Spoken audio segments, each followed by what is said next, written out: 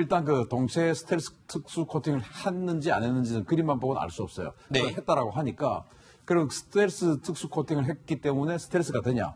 그럼 스텔스기를 개발할 이유가 없죠. 아하. 페인트만 칠하면 되죠. 꼬리 날개 같은 것들 또 튀어나온 부분들이 스텔스에 잘 잡히잖아요. 그래서 스텔스는 방금 레이더에. 말씀하신 대로 그렇죠. 말씀하신 대로 형상이 100이라면 형상이 80 이상을 차지합니다. 네. 그리고 그 외에 여러 가지들이 이제 나머지 한 20을 차지하는데, 즉 이 스텔스 페인트, 도료 이런 것들은 거의 뭐 한 10 이하 정도 이렇게 차지를 하거든요. 그러니까 스텔스 페인트를 칠했다라고 해서 저 비행기가 갑자기 스텔스가 된다. 이거는 뭐 있을 수 없는 일이고. 네. 또 은회색 페인트 도장. 저게 원래는 이제 지금 화면에 동영상 보시듯이 조금 짙은 색깔이었어요. 네. 그런데 저걸 은회색 페인트 도장을 했으면 네. 우리 또 곰곰이 생각해 보십시오. 우리 한국 공군의 KF-16 은회색입니다. 아하. 그렇죠? 그렇죠. 그리고 우리 F-15K는 지금 저 색깔처럼 좀 짙습니다. 네. 그럼 뭐냐?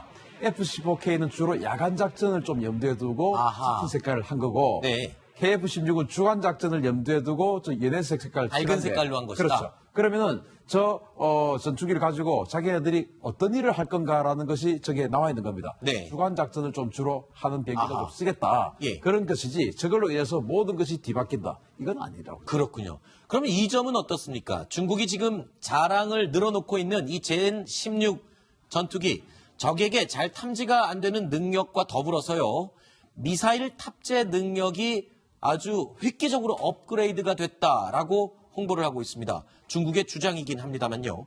중국 공군이 보유한 모든 미사일 무기를 탑재할 수 있게 업그레이드가 됐다라는 말인데, 이건 어떻습니까? 그거는 저는 뭐 그 주장이 타당하다고 생각해요. 아, 그래요? 예, 왜냐하면 저 젠 16 자체가 러시아의 수호이 30 MKK2라고 하는 네. 아주 멀티롤, 우리 F-15K처럼 다기는 그런 전투 전폭기를 중국이 불법 카피해가지고 네. 저렇게 만든 거거든요. 아, 그래요? 예, 그래서 최초에는 러시아가 그러다가 이제 그 라이선스를 끊어버렸어요. 네. 그래서 이제 제대로 무장을 탑재할 수 없었는데 네. 중국이 그동안 정말 어마어마한 비용을 투자해가지고 네. 저 불법 카피한 것을 완성을 시켜버렸어요. 네. 그래서 외신에 의하면 그렇다고 합니다. 뭐 그 군사 원행이기 때문에 정확할 수도 없지만, 그래서 그들이 말대로 완성이 됐다면 공대공 또 공대지, 공대함 이 무기들을 다 이제 탑재를 할 수 있게 되는데, 왜냐 수호이 30 MKK2가 그래요. 네. 그래서 사정거리 100km가 넘는 PL-12 우리 암남과 같은 그런 공대공, 그리고 초음속 공대함 미사일입니다. 네. 인지-12라고 하는 YJ-12 400km 날아가는 네. 러시아제 썬번이라고 하는 그걸 또 중국 국산화, 그리고 대레이더 미사일 이렇게 네. 공대지, 공대공, 뭐 공대해 모든 것을 다 탑재할 수 있는 능력을 갖추게 될 것 자, 같습니다. 공중에서 도구 파이팅도 가능하고, 그렇죠. 또 바다 위에 떠다니는 배도 격침할 수 있고, 또 공대지, 육지 위의 모든 목표물들을 또 타격할 수 있는 레이더도 공격할 수 있고. 전천후 능력을 갖추게 됐다, 이렇게 얘기를 하셨는데, 조금 전에 이 부분이 아주 흥미롭습니다. 자, 다음 그림 보실까요?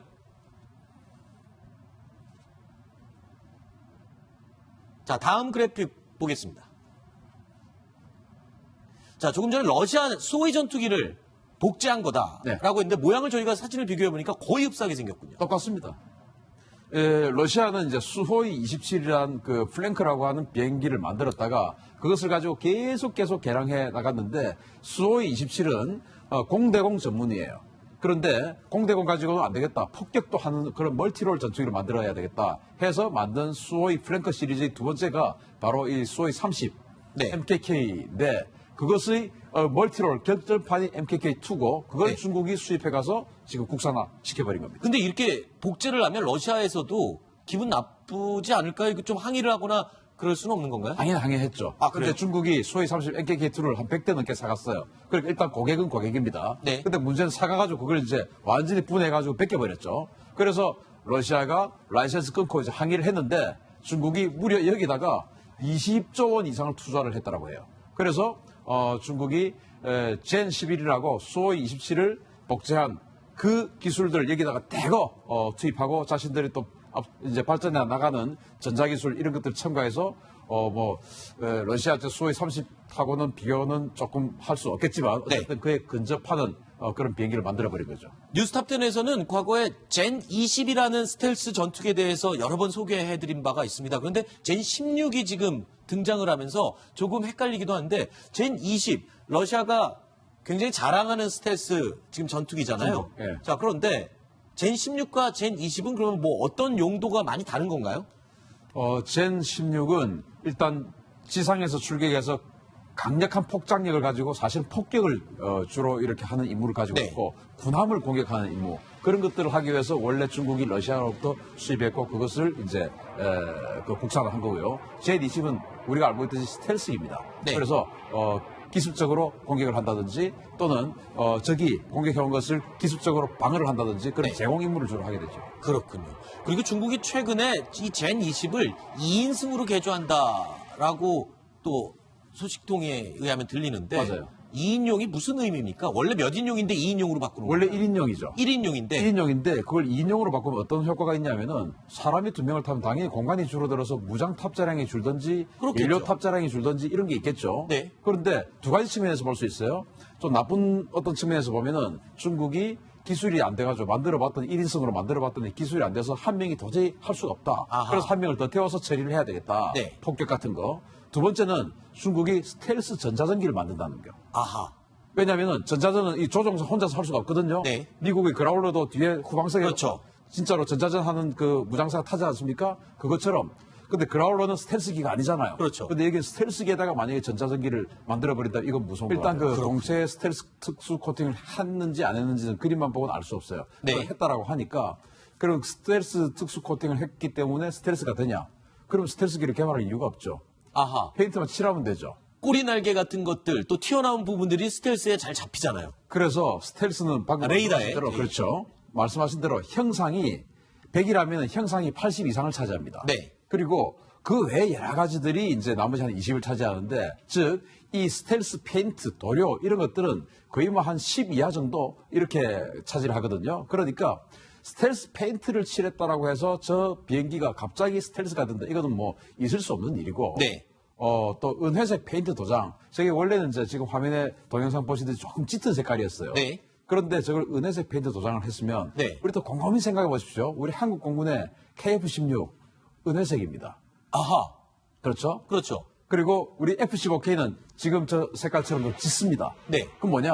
F-15K는 주로 야간 작전을 좀 염두에 두고 아하. 짙은 색깔을 한 거고 네. KF-16은 주간 작전을 염두에 두고 저 연회색 색깔을 밝은 칠한 게. 색깔로 한 것이다. 그렇죠. 그러면은 저 전투기를 가지고 자기네들이 어떤 일을 할 건가라는 것이 저기에 나와 있는 겁니다. 네. 주간 작전을 좀 주로 하는 비행기를 아하. 좀 쓰겠다. 예. 그런 것이지 저걸로 인해서 모든 것이 뒤바뀐다. 이건 아니라고. 그렇군요. 그러면 이 점은 어떻습니까? 중국이 지금 자랑을 늘어놓고 있는 이 젠 16 전투기 적에게 잘 탐지가 안 되는 능력과 더불어서요.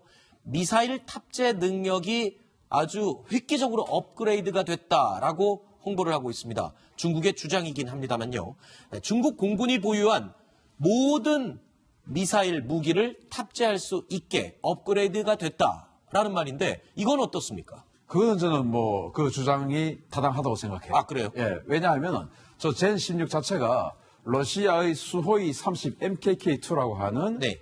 아주 멀티롤 우리 F-15K처럼 다기능 그런 전폭기를 중국이 불법 카피해가지고 네. 저렇게 만든 거거든요. 아, 그래요? 네, 그래서 최초에는 러시아가 그러다가 이제 그 라이선스를 끊어버렸어요. 네. 그래서 이제 제대로 무장을 탑재할 수 없었는데 네. 중국이 그동안 정말 어마어마한 비용을 투자해가지고 네. 저 불법 카피한 것을 완성을 시켜버렸어요. 네. 그래서 외신에 의하면 그렇다고 합니다. 뭐 그 군사관이기 때문에 정확할 수도 없지만 그래서 그들이 말대로 완성이 됐다면 공대공 또 공대지, 공대함 이 무기들을 다 이제 탑재를 할 수 있게 되는데 왜냐 수호의 30 MKK2가 그래요. 네. 그래서 사정거리 100km가 넘는 PL-12 우리 암남과 같은 그런 공대공 그리고 초음속 공대함 미사일입니다. 네. 인지-10이라고 하는 YJ-12 400km 날아가는 네. 러시아 때 썸번이라고 하는 그걸 또 중국 구사나 그리고 대레이더 미사일 이렇게 네. 공대지, 공대공, 뭐 공대해 모든 것을 다 탑재할 수 있는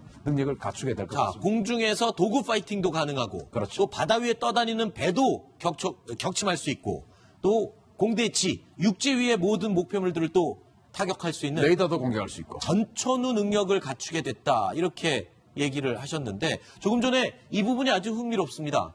자, 다음 그림 보실까요?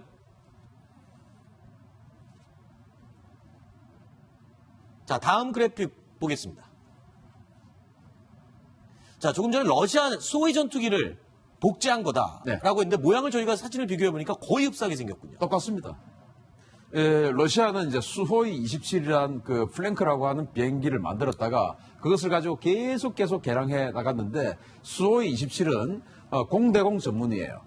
그런데 공대공 가지고는 안 되겠다. 폭격도 하는 그런 멀티롤 전투기를 만들어야 되겠다 해서 만든 수호이 플랭크 시리즈의 두 번째가 바로 이 수호이 30 네. MKK인데 그것의 멀티롤 격전판이 MKK2고 그걸 네. 중국이 수입해 가서 지금 국산화 시켜버린 겁니다. 근데 이렇게 복제를 하면 러시아에서도 기분 나쁘지 않을까요? 이거 좀 항의를 하거나 그럴 수는 없는 건가요? 당연히 항의했죠. 아, 근데 그래요? 중국이 소위 30 MKK2를 한 100대 넘게 사갔어요. 그러니까 일단 고객은 고객입니다. 네. 근데 문제는 사가가지고 그걸 이제 완전히 분해가지고 뺏겨버렸죠. 그래서 러시아가 라이센스 끊고 이제 항의를 했는데 중국이 무려 여기다가 20조 원 이상을 투자를 했다라고 해요. 그래서 중국이 젠 11이라고 수호이 27을 복제한 그 기술들 여기다가 대거 투입하고 자신들이 또 이제 발전해 나가는 전자기술 이런 것들 첨가해서 러시아 수호이 30하고는 비교는 조금 할 수 없겠지만 어쨌든 그에 근접하는 그런 비행기를 만들어버린 거죠.